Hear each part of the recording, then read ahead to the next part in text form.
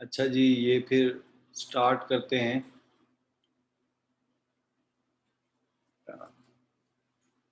ये आपका चैप्टर 2 है और ये एजेंट्स के बारे में। मेरी आवाज़ आ रही है? कंफर्म कीजिएगा। यस जी सर। सर। सर। ठीक है। तो मैंने कहा कि ये एजेंट्स के बारे में है और एजेंट्स के डिफरेंट कॉन्सेप्ट्स जो हैं इस लेक्चर में आएंगे, तो उनको ज़रा गो थ्रू करते हैं। सबसे पहले तो एजेंट्स और एनवायरनमेंट्स के बारे में कुछ चीज़ें। एजेंट की डेफिनेशन दी हुई है और उसका बिल्कुल फंडामेंटल सा, बेसिक सा थोड़ा सा स्ट्रक्चर दिखाया गया है।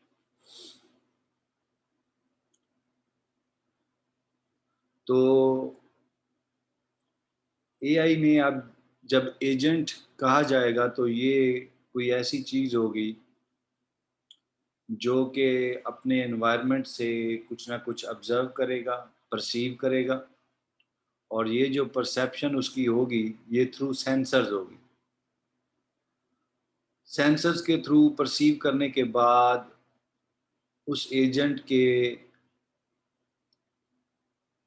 एक्चुएटर्स भी होंगे, वो भी कोई इस डेफिनेशन के मुताबिक अभी ये सेंसर्स और एक्चुएटर कोई फिजिकल थिंग्स होंगी, फिजिकल यूनिट्स होंगे। तो उसके एक्चुएटर्स होंगे, फिर वो परसीव करेगा, ऑब्जर्व करेगा कोई ना कोई चीज़, ऑब्जेक्ट्स एनवायरनमेंट्स के अंदर, और फिर एक्चुएटर्स को यूज़ करते हुए वो एनवायरनमेंट के ऊपर कोई ना कोई एक्शन परफॉर्म करेगा। अगर आप ये डायग्राम भी देखें तो ये एक साइड पे एनवायरनमेंट को बताया गया है और ये वाला जो ब्लॉक बनाया गया है ये एजेंट के लिए बनाया गया है। अब इस एजेंट में सेंसर्स भी हैं और एक्चुएटर्स भी हैं। यहाँ पे नीचे एक्चुएटर्स दिखाए गए। यहाँ ये जो बीच वाला मॉडल है, इस इधर अभी कोई डिस्कशन नहीं की गई, क्वेश्चन मार्क दिखाया गया है कि ये इसमें वेरिएशन है, इसमें मुख्तलिफ चीज़ें इन्वॉल्व हैं। तो इसलिए यहाँ पे सिर्फ एक वाइट ब्लॉक बना के क्वेश्चन मार्क डाल दिया गया कि आगे डिस्कस करेंगे। तो ये जो एजेंट है ये अपने इन्वायरमेंट से परसेप्ट्स लेगा या ऑब्जर्व करेगा थ्रू सेंसर्स कि क्या सिचुएशन है, what the word is like now, कैसे है, यानी कि उसके जो इन्वायरमेंट ये उसका वर्ड कैसे है। फिर उसको प्रोसेस करेगा और एक्चुएटर्स के थ्रू वो दोबारा एक्शंस इन्वायरमेंट के ऊपर परफॉर्म कर देगा। तो then definition is agent is anything that can be viewed as perceiving its environment through sensors and acting upon that environment through actuators. मजीद कुछ टर्म्स देखते हैं एजेंट्स और एनवायरनमेंट्स के बारे में। परसेप्ट के बारे में तो काफ़ी हद तक क्लियर है कि परसेप्ट क्या होता है।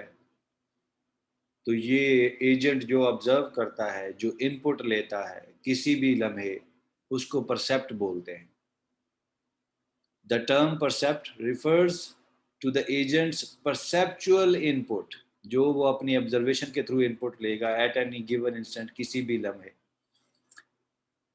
और इसी तरह जब वो परसेप्ट लेता जाता है तो एक परसेप्ट के बाद दूसरा, तीसरा, चौथा, पांचवा, तो ये एक पूरा सीक्वेंस बनता जाता है। तो फिर ये परसेप्ट सीक्वेंस की एक टर्म है, ये क्या होती है? An agent's percept sequence is the complete history of everything the agent has ever perceived. कोई एजेंट जब किसी करंट सिचुएशन में होता है, वो कोई परसीव करने जा रहा है वो, और उसने वो परसेप्ट लिया, तो उससे पहले जितना भी वो परसीव कर चुका होता है, तो वो उसकी परसेप्ट हिस्ट्री, कंप्लीट परसेप्ट हिस्ट्री होती है। उसमें परसेप्ट ही परसेप्ट होते हैं। तो उस सारे सीक्वेंस को आप परसेप्ट सीक्वेंस बोलेंगे। इसी तरह नंबर 3 में एजेंट का बिहेवियर जो है, हमने पिछले लेक्चर में देखा था, बिहेवियर भी एक फंक्शन है। ये आप हम एजेंट के बिहेवियर को एक फंक्शन से डिस्क्राइब कर सकते हैं, और वो फंक्शन क्या होगा, उस जब हम फंक्शन की बात करते हैं तो कोई चीज़ किसी चीज़ के ऊपर मैप हो रही होती है, तो परसेप्ट सीक्वेंस मैप होते हैं इस फंक्शन में, परसेप्ट सीक्वेंस मैप होगा किसी एक्शन पे, कि परसेप्ट सीक्वेंस देखा जाएगा और उसके अगेंस्ट जो एक्शन होगा वो एजेंट परफॉर्म करेगा, एजेंट उसके ऊपर एक्ट करेगा, एजेंट उसके ऊपर बिहेव करेगा। तो agent's behavior is described by the agent function that maps any given percept sequence to an action। तो ये सिंपल सी एजेंट बिहेवियर की डेफिनेशन होगी। इसी तरह एजेंट प्रोग्राम भी कहीं कहा जाएगा, तो एजेंट प्रोग्राम जब कहा जाएगा तो उससे मुराद क्या होगी? उससे मुराद ये होगी कि एक फिजिकल कोई सिस्टम होगा, जो एजेंट है वो एक फिजिकल कोई यूनिट है, उस फिजिकल यूनिट के अंदर जो सोर्स कोड इम्प्लीमेंट किया गया है उसको एजेंट प्रोग्राम बोलते हैं। वैसे तो ये नाम से भी जाहिर था, an agent program is a concrete implementation, solid किस्म की या मुकम्मल इम्प्लीमेंटेशन होगी running within some physical system. किसी फिजिकल सिस्टम के अंदर जो वो प्रोग्राम रन कर रहा होता है या सोर्स कोड रन कर रहा होता है उसको एजेंट प्रोग्राम बोलते हैं। अब हम थोड़ा सा एग्जांपल पे चले जाते हैं कि एजेंट, किसी एजेंट की एग्जांपल लेते हैं और उसके एनवायरनमेंट के बारे में डिस्कस करते हैं।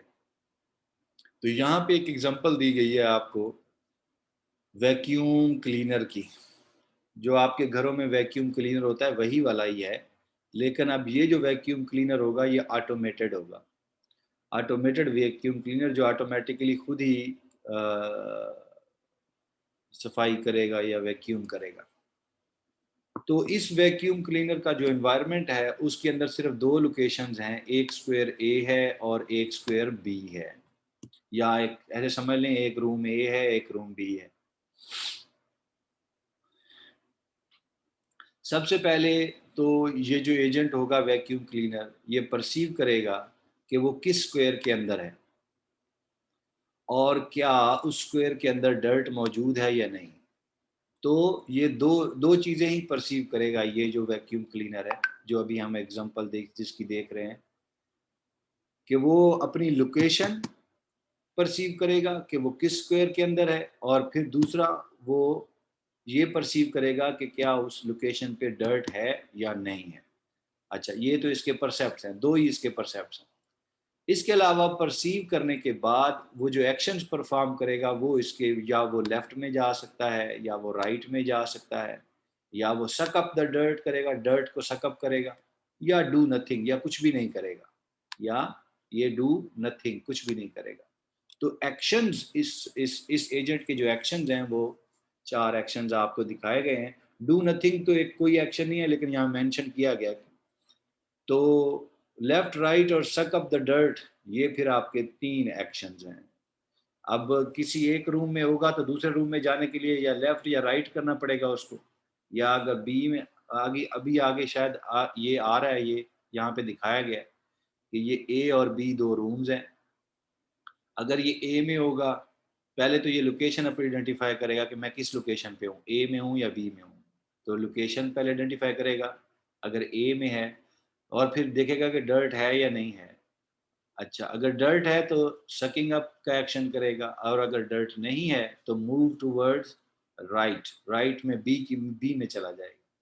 वहाँ चेक करेगा डर्ट है या नहीं है, अगर है तो सफाई करेगा, सकअप करेगा, और अगर नहीं है तो मूव टूवर्ड्स लेफ्ट, लेफ्ट हो जाएगा। तो यही चीज़ें दिखाई गई हैं, left right suck up the dirt और डू नथिंग। डू नथिंग तो कोई एक्शन नहीं है, तो इसलिए ये वाली ऑप्शन अभी इसमें कंसिडर नहीं की गई, की जा सकती है। अच्छा, आगे अब इस एजेंट का ये इंतहाई एक सिंपल एजेंट है, तो इसका फंक्शन क्या होगा? वो कुछ इस तरह चेक करेगा कि इफ, हमने डिस्कस कर लिया है हमने, कि वो चेक करेगा कि इफ करंट स्क्वायर, वो जो जिस जिस स्क्वायर के अंदर भी वो है, if current square is dirty, अगर वो डर्टी है देन सक, तो इसे सक का ऑपरेशन परफॉर्म करेगा। अदरवाइज वो क्या करेगा? Move toward other square, simply वो दूसरे स्क्वायर में चला जाएगा। इसकी पिक्टोरियल रिप्रेजेंटेशन आगे दी गई है, जिसमें एक वैक्यूम क्लीनर वर्ड भी दिया गया है और उसका ये टेबल भी दिया गया है जिसमें परसेप्ट सीक्वेंस और एक्शंस हैं, और फिर उसका एल्गोरिदम या सीडो कोड भी दिया गया है। यहाँ पे यही बातें लिखी हुई हैं कि vacuum cleaner world, partial tabulation of this agent function, tabulation यानी कि टेबल, और an agent program that implements it, एक प्रोग्राम या एल्गोरिदम जो इसको इम्प्लीमेंट करता है वो यहाँ पे दिखाया गया है। मैंने अभी ये बातें की, अभी यहाँ पे ये इसका इसका एनवायरनमेंट या इसका वर्ड वैक्यूम क्लीनर का ये है जो यहाँ पे पिक्चर में आपको नजर आ रहा है। तो पहले तो यानी कि ये एक टेबल यहाँ पे दिखाया गया है, इसको थोड़ा सा ऐसे समझ लें कि इसमें कोई चीज़ें कुछ डिफाइन कर दी जाती हैं। अगर परसेप्ट सीक्वेंस अगर ये हो कि वो स्क्वायर ए के अंदर है और स्क्वायर ए क्लीन है, अगर स्क्वायर ए के अंदर है और वो क्लीन है, वहाँ पे डर्ट नहीं है, तो फिर उसको यहाँ ठहरने का कोई जवाज़ नहीं है। तो क्या करे, वो राइट की तरफ मूव कर जाएगा, एक्शन फिर लिखा हुआ इधर राइट। इसी तरह अगर लोकेशन ए है और वो डर्टी है तो उसने सकिंग करनी है, तो ये सक अप का एक्शन लिखा हुआ है। अगर लोकेशन इसी तरह बी है, बी में है वो और वो क्लीन है, तो फिर वो उधर मूव कर जाएगा लेफ्ट की तरफ, तो ये लेफ्ट का एक्शन यहाँ पे दिखाया गया है। इसी तरह जो लोकेशन बी है और वो डर्टी है, तो वो सकिंग का ऑपरेशन परफॉर्म करेगा। अच्छा, ये तो था शुरू की इनिशियलाइजेशन, ये 4 स्टेप तो शुरू के इनिशियलाइजेशन थे। अब अगर दूसरी दफ़ा वो एक दफ़ा वो ए क्लीन वाली ये पहले ऑब्जर्व परसेप्ट कर चुका था, अब फिर दोबारा अगर परसेप्ट करने आया है और वो भी ए क्लीन ही है, फिर दोबारा दोबारा उसने करंट परसेप्ट लिया है, ये है वो ए क्लीन, ये पीछे उसका पिछली हिस्ट्री है, फिर दोबारा उसने ए क्लीन किया है, तो देखना उसने आखिरी ही है, लेकिन ये पूरी हिस्ट्री है इसकी ए क्लीन की। जो परसेप्ट सीक्वेंस की बात पीछे की गई थी ना कैसे बनता है, तो ये परसेप्ट सीक्वेंस है अब ए क्लीन का। तो अभी करंटली उसने ए स्क्वायर डिटेक्ट किया है और क्लीन है तो उसने मूविंग टुवर्ड्स राइट करना है, एक्शन तो उसने ये लास्ट वाला ही देख के करना है, तो वो राइट पे मूव कर जाएगा। इसी तरह ए क्लीन और ए डर्टी, ये वाला कॉम्बिनेशन भी हो सकता है, पहले ए क्लीन किया था फिर दोबारा आप वो जो परसेप्ट कर रहा है वो ए लोकेशन ए और वो डर्टी है, अगर वो डर्टी है तो फिर वो सकिंग का आखिरी को आपने देख रहा है, बाकियों को नहीं, बाकी पिछली हिस्ट्री है। ए और डर्टी उसका करंट परसेप्ट है, डर्टी है तो सकिंग का ऑपरेशन परफॉर्म करेगा। इसी तरह बी क्लीन वाला पोर्शन हो सकता है और उसके आगे उसकी ऑप्शंस, यानी कि या ए डर्टी वाली इधर हो सकती है, ये वाली जो है ये पीछे हिस्ट्री ये हो सकती है, और करंट परसेप्ट ये दो में से कोई हो सकता है। तो ए कामा डर्टी और आगे ए क्लीन और फिर ए कामा डर्टी और फिर ए कामा डर्टी, ये भी एक कॉम्बिनेशन बन सकता है। इसी तरह आगे बी के भी कॉम्बिनेशन बन सकते हैं और बी क्लीन के भी, बी डर्टी के भी, एंड इसलिए एंड सो ऑन दिखाया गया यहाँ पे, इसलिए क्या है एंड सो ऑन। और फिर यहाँ पे अगर तीसरी दफा वो ए क्लीन लेके जा रहा है, पीछे दो ए क्लीन हैं, तो जितनी ये ऑप्शंस बन गई, फिर ये बेसिकली तमाम परम्यूटेशंस ही हैं, तमाम पॉसिबल कम्बिनेशंस आपने इस टेबल के अंदर आते जाते हैं। तो पीछे दो दफ़ा एक क्लीन कर चुका था और तीसरी दफ़ा एक क्लीन भी आ सकता है, आपने करंट ही देखना है, एक क्लीन है तो मूविंग टुवर्ड्स एक्शन क्या होगा, राइट पे मूव कर जाओ। इसी तरह दो दफ़ा पीछे, ये तो उसकी हिस्ट्री है, और करंटली उसने जो परसेप्ट लिया है वो ए डर्टी है, तो डर्टी है तो सकिंग का ऑपरेशन परफॉर्म करना है, ये कर दिया, और एंड सो ऑन, और बाकी तमाम और पॉसिबल कम्बिनेशन भी हो सकते हैं।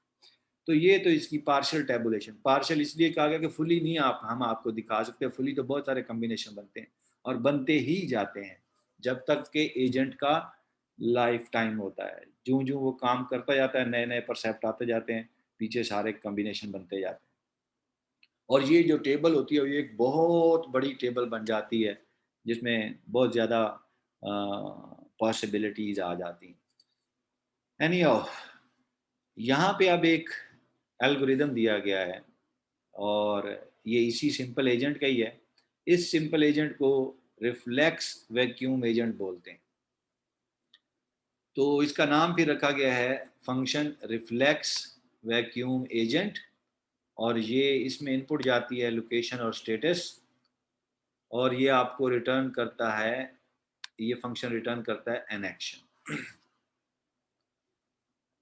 अच्छा, फॉर एग्जांपल लोकेशन इसके अंदर गई है जनाब ए, फॉर एग्जांपल इसके अंदर लोकेशन गई है ए, और स्टेटस चला गया है जनाब, ये क्लीन चला गया है स्टेटस, मैं सिर्फ सी लिख देता हूँ, केस के अंदर सी चला गया क्लीन, तो यहाँ पे आके ये फिर चेक करेगा if status is equal to dirty, क्या स्टेटस डर्टी है, ये स्टेटस तो हमारा क्लीन है, तो फिर ये नहीं, देन रिटर्न सक, अगर डर्टी हो देन रिटर्न, तो ये ऑपरेशन परफॉर्म करे, तो ये वाली कंडीशन तो होगी फॉल्स। फॉल्स हो गई तो आप इधर आ जाएंगे नेक्स्ट पे, एल्स इफ पे।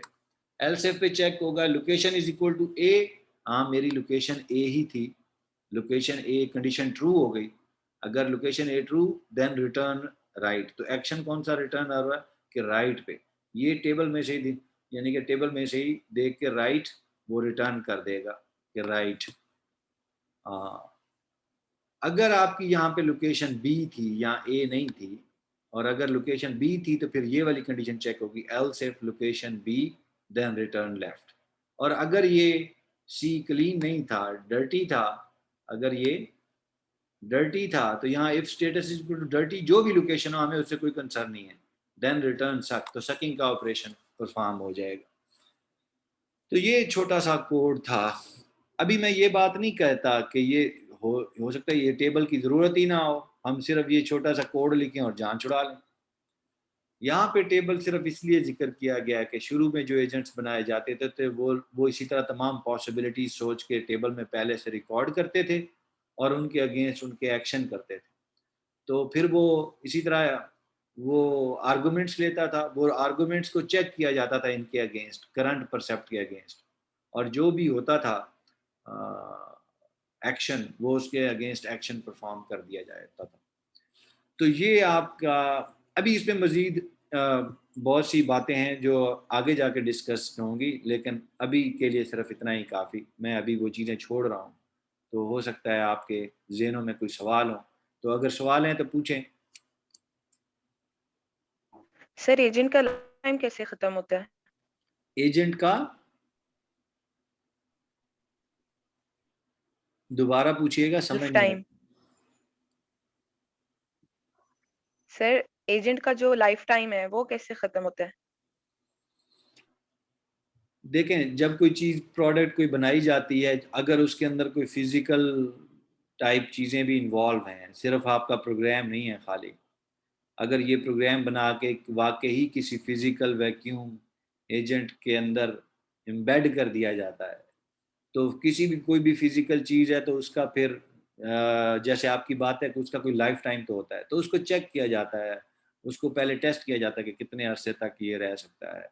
फॉर एग्जांपल अगर वो 1500 घंटे तक रह सकता है तो मज़ीद उसका 1000 करके या 1200 करके बता दिया जाता है कि ये इसका लाइफ टाइम है, इसके बाद हम कोई गारंटी या वारंटी नहीं देते। इसी तरह प्रोडक्ट्स अवेलेबल होती है ना आपको मार्केट में, तो लेकिन उसको पहले चेक किया जाता है कि ये कितने अरसे तक ये चीज़ें चल सकती हैं, तो ये एक्सपीरियंस बेस्ड ही फिर आप उसका लाइफ टाइम डिक्लेयर करते हैं।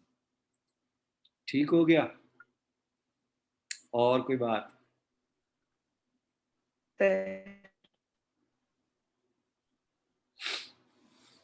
अभी फॉर एग्जांपल हम लोग अगर एजेंट हैं तो हम ये तो नहीं कह सकते हम कितना अरसा चलेंगे इस दुनिया में, लेकिन चलो एक अंदाज़ा है जी कि कोई 60-70 साल निकाल जाएंगे, ये अंदाज़ा है, तो बाकी तो कुछ भी किसी वक्त भी हादसा हो, कुछ भी हो सकता है।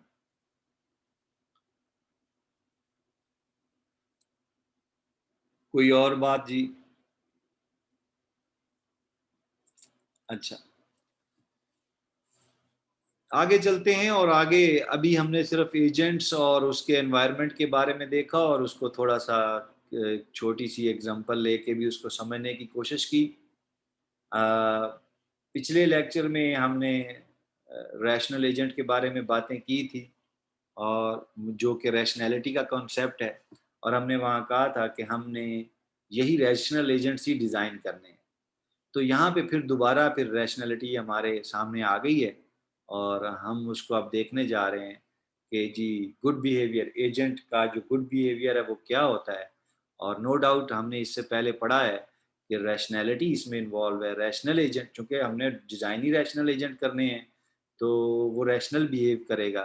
तो ये कॉन्सेप्ट ऑफ रैशनैलिटी क्या है उसके बारे में कुछ बातें, और उसके बारे में जो कुछ टर्म्स अगर हमें लिटरेचर में पढ़नी पड़ेंगी तो वो अब हम हमारे सामने हैं।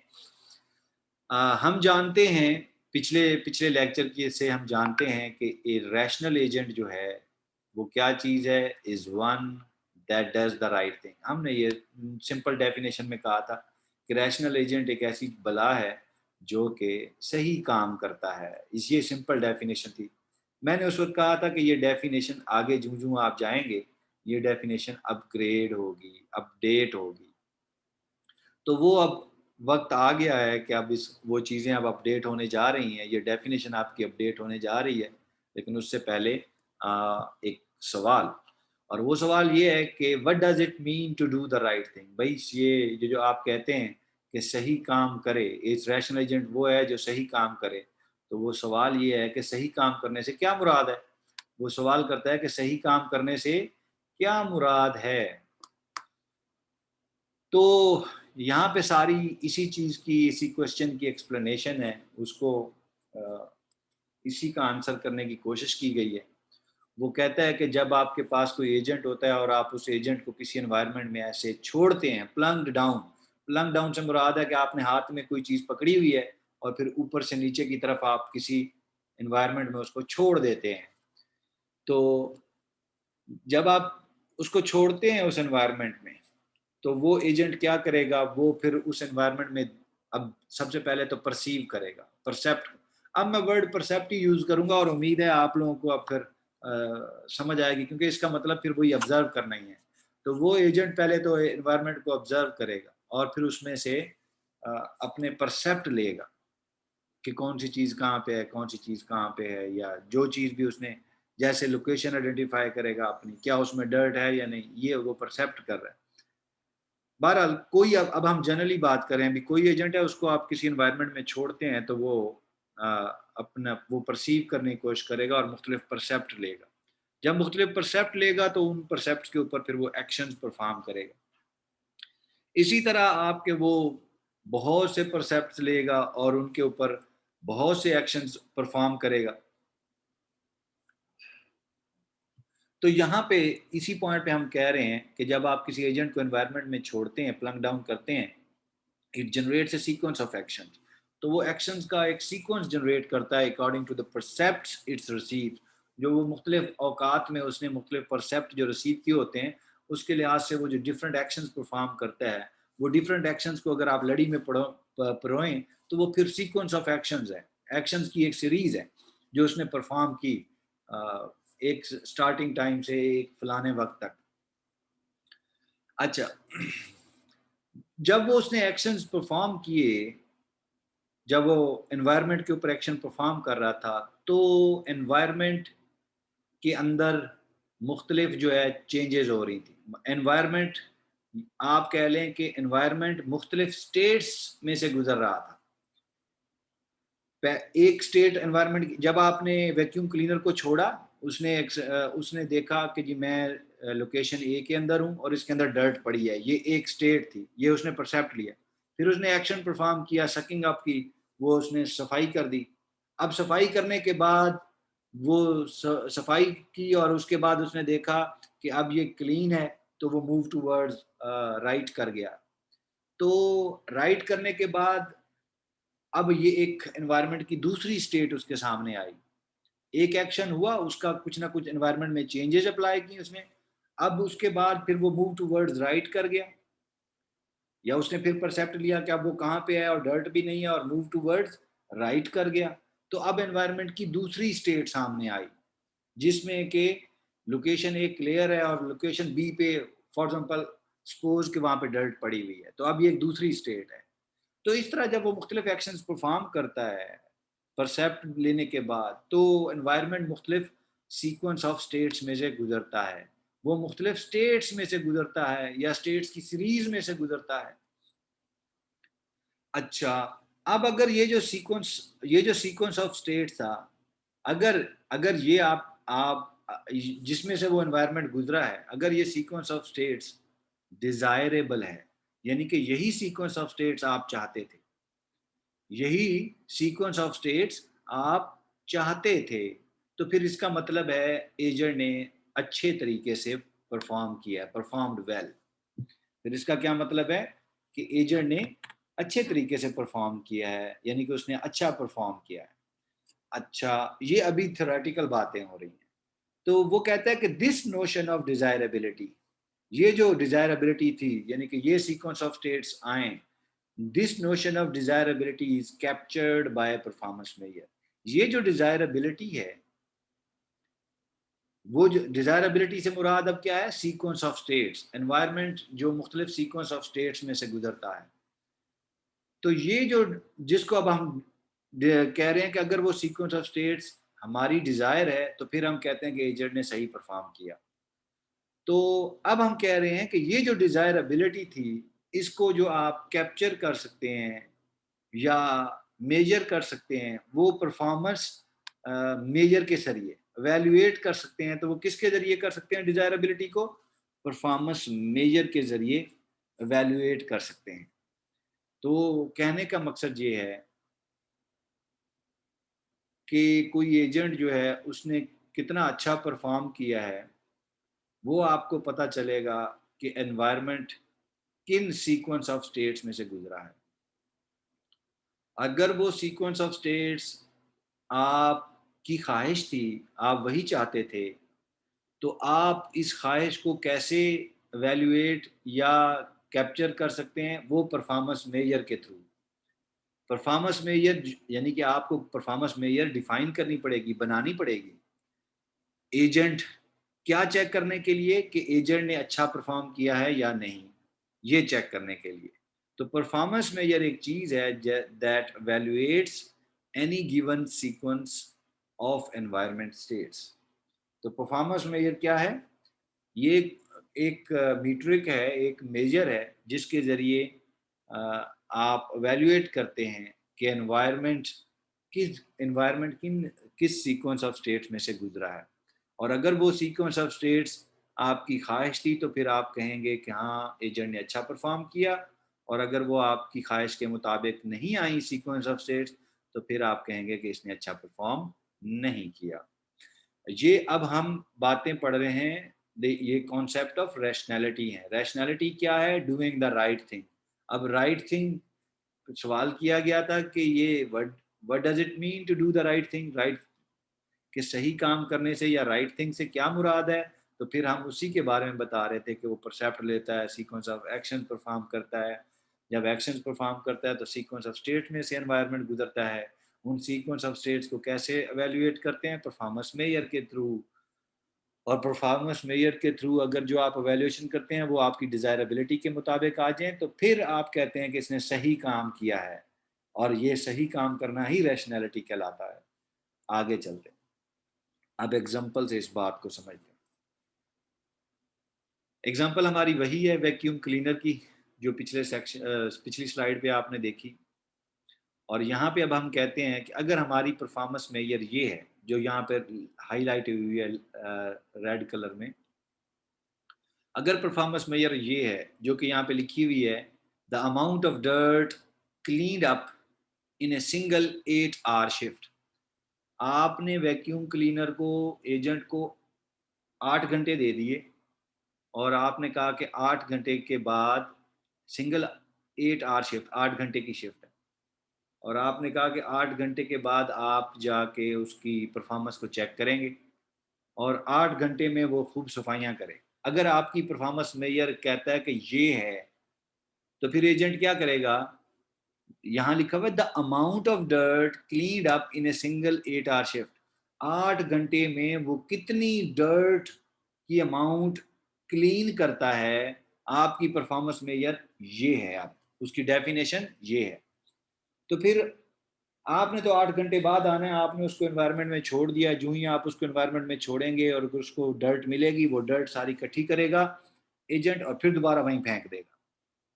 तो वो फॉर एग्जांपल आधा किलो थी, वो जो डर्ट उसने इकट्ठी की, चलो आधा किलो नहीं अच्छा लगता आपको तो 1 पाव कर लें, तो उसने फिर दोबारा वहां फेंक दी। फिर वो उसको क्लीन करेगा और फिर फेंक देगा, फिर क्लीन करेगा, फिर फेंक देगा, और लगा रहेगा 8 घंटे तक वो इसी तरह। और उसका एक दफा उसने जब उसको सकअप किया, तो उसने 1 पाव वो इकट्ठी की, फिर खुद ही फेंक के फिर दोबारा इकट्ठी की, फिर पाव और हो गया, आधा किलो हो गया, फिर 3 पाव हो गया, फिर किलो हो गया, फिर 1 किलो और 1 पाव हो गया, और इस तरह करते करते 8 घंटे तक वो चला जाता है। और जब 8 घंटे बाद आते हैं और आप देखते हैं कि कितनी अमाउंट, तो वो आपको कहता है कि मैंने तो 40 किलो एक मन इकट्ठा कर लिया। क्यों? क्योंकि आपकी परफॉर्मेंस मेजर ये थी, the amount of dirt cleaned up in a single 8 hour shift. तो अगर ये आपकी परफॉर्मेंस मेजर है और उसने रैशनली बिहेव करना है, तो इस परफॉर्मेंस मेजर के मुताबिक फिर वो इसी तरह बिहेव करेगा कि वो सकअप करेगा और फिर फेंक देगा, सकअप करेगा फिर फेंक देगा। तो फिर क्या है, अगर कोई परफॉर्मेंस मेजर आप इस तरह बनाते हैं जैसे कि ये नंबर 2 में बनाई हुई है ये, तो यहाँ पे परफॉर्मेंस मेजर के साथ कोई मसला है। आपने जो परफॉर्मेंस मेजर बनाई उसके मुताबिक उसने, रैशनल एजेंट ने बिल्कुल ठीक काम किया। रैशनल एजेंट यहाँ लिखा हुआ है, rational agent can maximise this performance measure. Rational agent का काम होता है इस परफॉर्मेंस मेजर को मैक्सिमाइज करे, इसकी मैक्सिमली इसको अचीव करे। तो rational agent can maximise this performance measure by cleaning up the dirt, then dumping it all on the floor, फिर दोबारा फ्लोर पे फेंक देगा, then cleaning it up again, फिर उसको दोबारा क्लीन करेगा, एंड सो ऑन, और लगा रहेगा जब तक कि आप उसको 8 घंटे बाद आके देखते नहीं। अगर आपकी परफॉर्मेंस मेजर ये है जैसे ये लिखी हुई है कि 1 point could be awarded for each clean square at each time step. आप कहते हैं कि मैं हर आधे घंटे बाद आऊंगा। अब आपने टाइम स्टेप बना दी कि आप हर आधे घंटे बाद आएंगे और आप चेक, और फिर आप 1 पॉइंट अवार्ड हो, या आप मॉनिटर करेंगे या वो खुद से प्रोग्राम, चूंकि एजेंट चल रहा है तो वो खुद ही आधे घंटे बाद अपने आप को वो अवार्ड खुद ही भी दे सकता है। तो हर आधे घंटे बाद एजेंट चेक करेगा कि वो स्क्वायर जो है जिसमें भी वो है या रूम में वो क्लीन है।